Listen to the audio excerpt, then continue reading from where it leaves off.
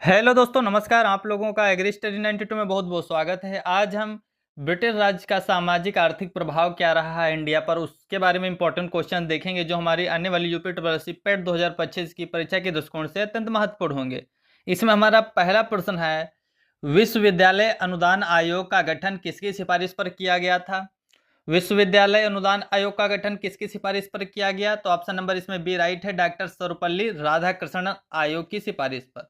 विश्वविद्यालय अनुदान आयोग का गठन जो है डॉक्टर सर्वपल्ली राधाकृष्णन आयोग की सिफारिश पर किया गया था। कब किया गया था? 1956 ईस्वी में।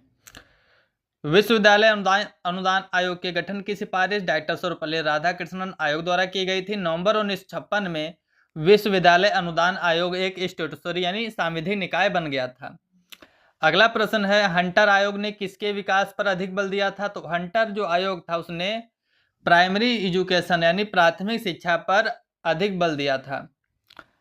अगला प्रश्न है, 1881 में केसरी अखबार की स्थापना किसने की थी? तो ऑप्शन नंबर डी राइट है।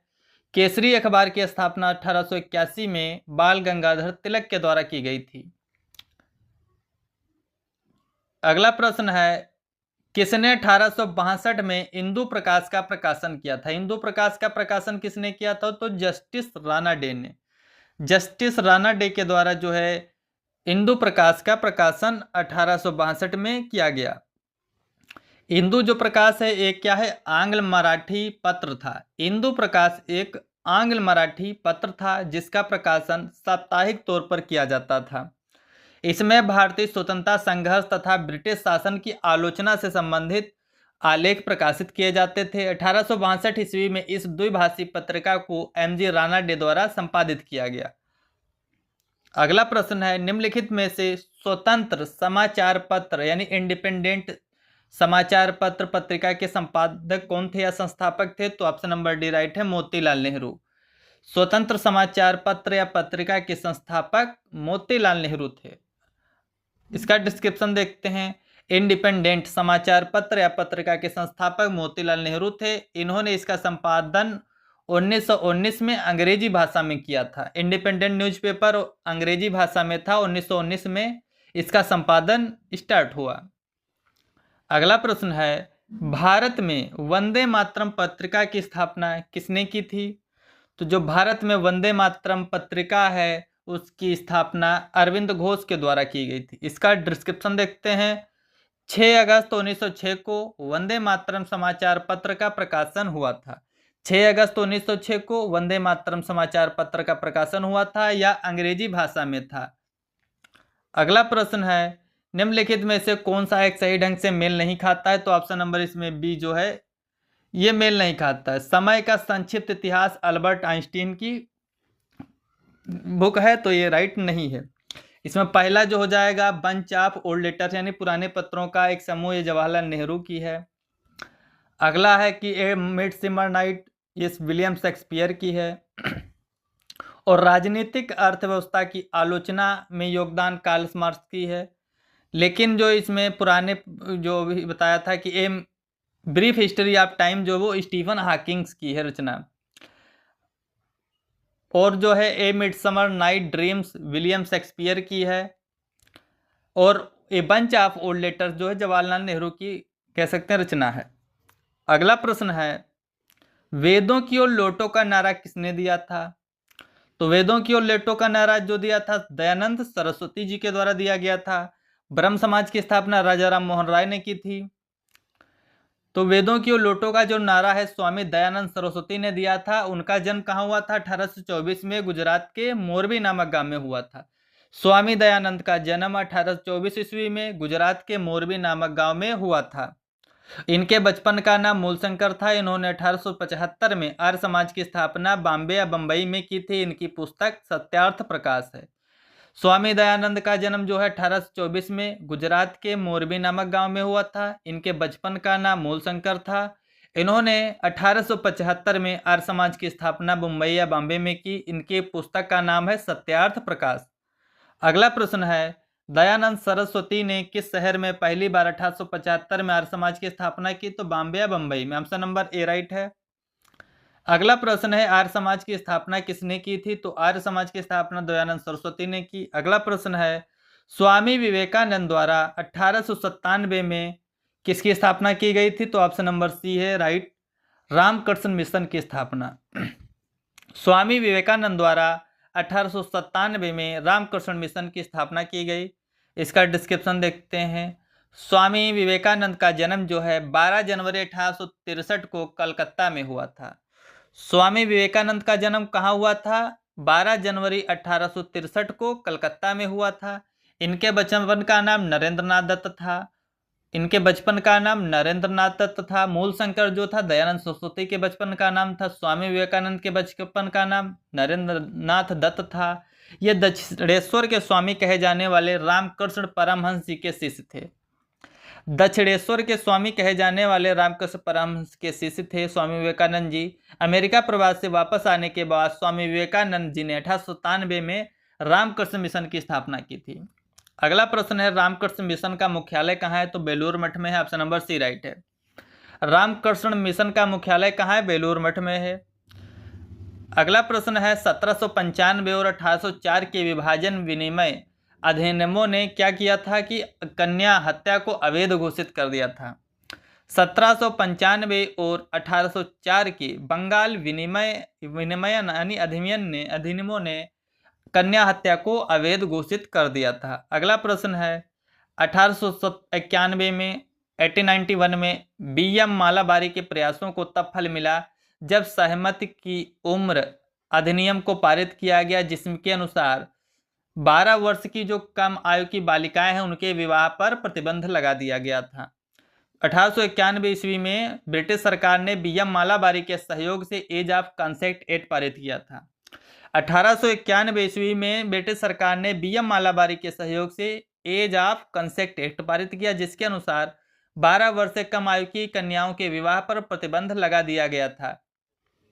अगला प्रश्न है 1892 में राजा राम मोहन राय ने एक नई धार्मिक संस्था की स्थापना की थी जिसे आत्मीय सभा कहते हैं। ऑप्शन नंबर ए इसमें राइट है, जिसे बाद में ब्रह्म समाज में परिवर्तित कर दिया गया था। अगला प्रश्न है 1828 में ब्रह्म समाज की स्थापना निम्नलिखित में से किसके द्वारा की गई थी? तो 1828 में ब्रह्म समाज की स्थापना राजा राम मोहन राय के द्वारा की गई थी। अगला प्रश्न है मुक्त भारत समाज की स्थापना किसने की थी? मुक्त भारत समाज की स्थापना जो है ऑप्शन नंबर सी राइट है, वीर सावरकर के द्वारा की गई थी। मुक्त भारत समाज की स्थापना वीर सावरकर के द्वारा की गई थी। मुक्त भारत समाज या फ्री इंडिया सोसाइटी की स्थापना विनायक दामोदर राव सावरकर ने श्यामजी कृष्ण वर्मा के साथ मिलकर की थी। सावरकर जो है 1906 ईस्वी में लंदन गए थे। इसी दौरान उन्होंने इस संस्था की स्थापना की जो मेजनी के विचारों से प्रेरित थी। अगला प्रश्न है कुछ भारतीय अर्थशास्त्री ब्रिटिश शासन के दौरान भारत की राष्ट्रीय आय का मूल्यांकन करने का प्रयास करते थे। निम्नलिखित में से वो कौन से अर्थशास्त्री नहीं है? दादा भाई नौरोजी जी थे, प्रशांत महाचंद्र लेनोविस, ये जो हैं साइंटिस्ट और सांख्यिकी स्टैटिक्स हैं। तो इसमें ऑप्शन नंबर डी राइट हो जाएगा। ये अर्थशास्त्री नहीं है, तो ऑप्शन नंबर डी इसमें राइट है। बाकी दादा भाई नौरोजी, वी.के.आर.वी. राव, आर.सी. देसाई ये ब्रिटिश कालीन अर्थशास्त्री थे। अगला प्रश्न है भारतीय राष्ट्रवाद के पहले या प्रारंभिक चरण को क्या कहा जाता है? तो भारतीय राष्ट्रवाद के जो पहले या प्रारंभिक चरण है उसको बी और सी में दोनों राइट ऑप्शन आरंभिक या मध्यम चरण बोलते हैं। जो भारतीय राष्ट्रीय आंदोलन था उसको 3 भागों में बांटा गया था। पहला प्रारंभिक चरण, उदारवादी चरण या मध्यम चरण। भारतीय राष्ट्रीय आंदोलन को 3 भागों में बांटा गया था, प्रारंभिक चरण, उदारवादी चरण या मध्यम चरण 1885 से 1905 तक। फिर आया है उग्रवादी चरण 1905 से 1920 तक। उसके बाद 1920 से लेकर 1947 तक गांधीवादी चरण कह सकते हैं। भारतीय राष्ट्रीय आंदोलन को 3 भागों में बांटा गया, प्रारंभिक चरण या उदारवादी चरण या मध्यम चरण 1885 से 1905। दूसरा चरण है उग्रवादी चरण 1905 से 1920 तक। तीसरा चरण है गांधीजीवादी चरण 1920 से 1947 तक।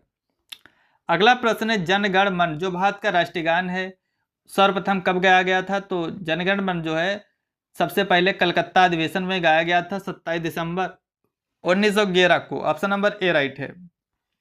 राष्ट्रीय गान सर्वप्रथम कब और कहाँ गाया गया? तो 27 दिसंबर 1911 कलकत्ता अधिवेशन में। अगला प्रश्न, 1916 का लखनऊ समझौता महत्वपूर्ण था क्योंकि इसके बाद कांग्रेस ने मुस्लिम लीग के साथ गठबंधन कर लिया था। ऑप्शन नंबर ए राइट है। 1916 ईस्वी का लखनऊ समझौता वेरी इंपॉर्टेंट था क्योंकि इसके बाद मुस्लिम लीग के साथ कांग्रेस ने गठबंधन कर लिया था। अगला प्रश्न है, दिसंबर 1916 में दोनों पक्षों के सत्र में लखनऊ समझौता हुआ था जिसमें कांग्रेस और मुस्लिम लीग एक साथ आए थे। लखनऊ समझौता जो 1916 में हुआ था उसमें कांग्रेस और मुस्लिम लीग एक साथ बैठे थे। अगला प्रश्न है, भारत छोड़ो आंदोलन या अगस्त आंदोलन 8 अगस्त 1942 को गांधी जी द्वारा अखिल भारतीय कांग्रेस समिति के सत्र मुंबई में एक चलाया गया आंदोलन था। अगला प्रश्न है, गांधी जी ने भारत छोड़ो आंदोलन कब शुरू किया था? तो ऑप्शन नंबर बी राइट है इसमें 1942। अगला प्रश्न है, निम्नलिखित में से किसको लोकनायक के रूप में जाना जाता है? तो ऑप्शन नंबर इसमें बी राइट है। जयप्रकाश नारायण को लोकनायक कहते हैं। जयप्रकाश नारायण को लोकनायक कहते हैं। इसका डिस्क्रिप्शन देखते हैं। जयप्रकाश नारायण भारतीय स्वतंत्रता सेनानी राजनेता थे। भारतीय स्वतंत्रता सेनानी और राजनेता थे। जयप्रकाश नारायण भारतीय स्वतंत्रता सेनानी और राजनेता थे। उन्हें लोकनायक के नाम से जाना जाता है। निम्नलिखित में से किस नेता को नेताजी कहा जाता है? तो सुभाष चंद्र बोस को नेताजी के नाम से जाना जाता है। किस स्वतंत्रता सेनानी ने महात्मा गांधी को पहली बार राष्ट्रपिता कहकर संबोधित किया था? तो पहली बार महात्मा गांधी को राष्ट्रपिता जो है सुभाष चंद्र बोस ने कहा था। डिस्क्रिप्शन देख सकते हैं। महात्मा गांधी को सर्वप्रथम राष्ट्रपिता सुभाष चंद्र बोस ने कहा था।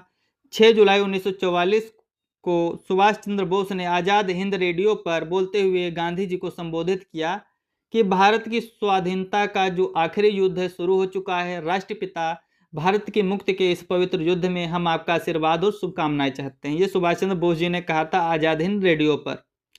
अगला प्रश्न है, महात्मा गांधी को राष्ट्रपिता कहकर संबोधित किया? तो सुभाष चंद्र बोस जी ने।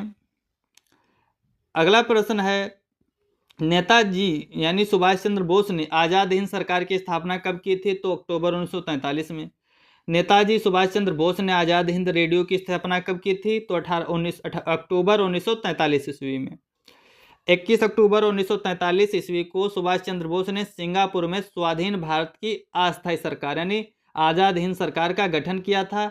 आज़ाद हिंद फौज का जो पुनर्गठन है 4 जुलाई 1943 को सुभाष चंद्र बोस के नेतृत्व में किया गया।